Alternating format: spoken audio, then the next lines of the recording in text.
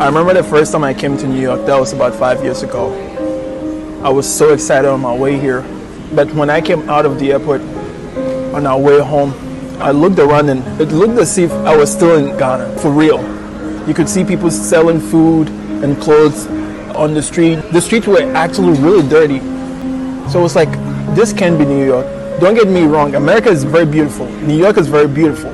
But America is very good at branding. They've branded their country as paradise, as heaven.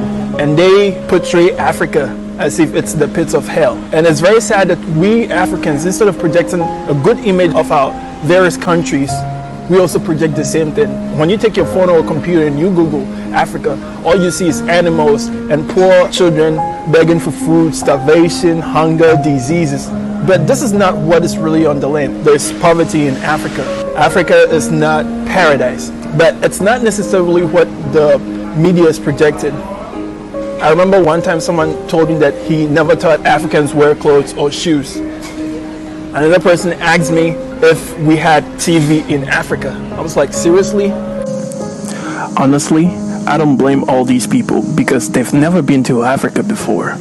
And their perception of our continent is from what they've seen in movies.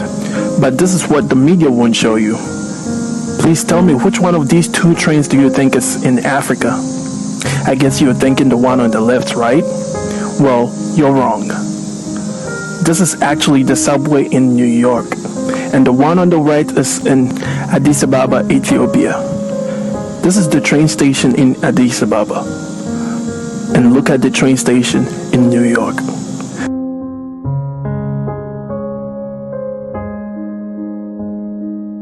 This is me standing there in shock. I'm like, these people have been lying to us in their movies. This is Philadelphia. This is Wall Street, Los Angeles. This is New York. I kid you not, there are places in America right now without lights or even running water. But the media will never talk about it because America likes to protect its image. These are some parts of Africa that the media will never show you. This is Accra, Ghana. This is Lagos, Nigeria. This is Cape Town, South Africa. And this is the island of Mauritius. You can see that there are a lot of beautiful places in Africa. So how come we never see them in the media? It's about time we Africans protect our image and stop putting only negative things about our continent out there for the world to see. I know we have a long way to go, but please, let's show the world that we are not just poor, helpless, hungry people in dire need of their help. Let's show the world that we are not shithole countries, but in some ways, we are even better than them. Let's stand up and make a change. The streets of Los Angeles turned into one big public toilet. Tonight, the NBC4i team investigates a public health threat that is rampant across Los Angeles. There are 36,000 homeless people in LA, but most of them don't have bathrooms or access to the most basic human needs. As the NBC4i team's Joel Grover found out, the tons of human waste landing on city streets is creating an urgent health threat. First, a caution. Some of the video you're about to see is graphic. A homeless man wakes up on South Hope Street.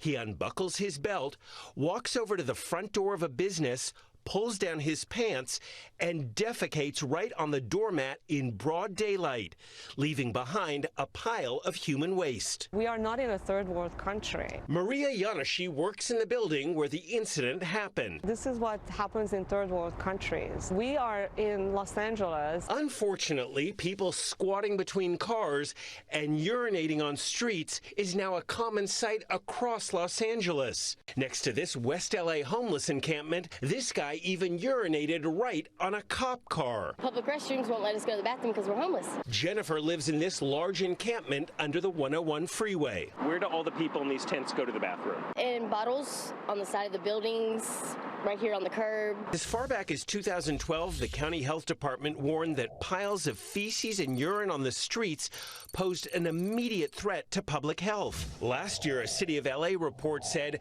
the shortage of public restrooms for the homeless was a leading cause of a hepatitis A outbreak in 2017. The problem of homelessness and public defecation is only getting worse, like in this residential neighborhood in Mar Vista. My car has been defecated on not once but twice. Roman Samily and his family live half a block from the encampment. I'm scared of the public health hazards. Everyone's at risk at some level. At risk because what's on our sidewalks could end up on your shoes, and you could track it into your home or office, according to Dr. Jeffrey Klausner of UCLA's School of Public Health. People's shoes or their clothes can be contaminated.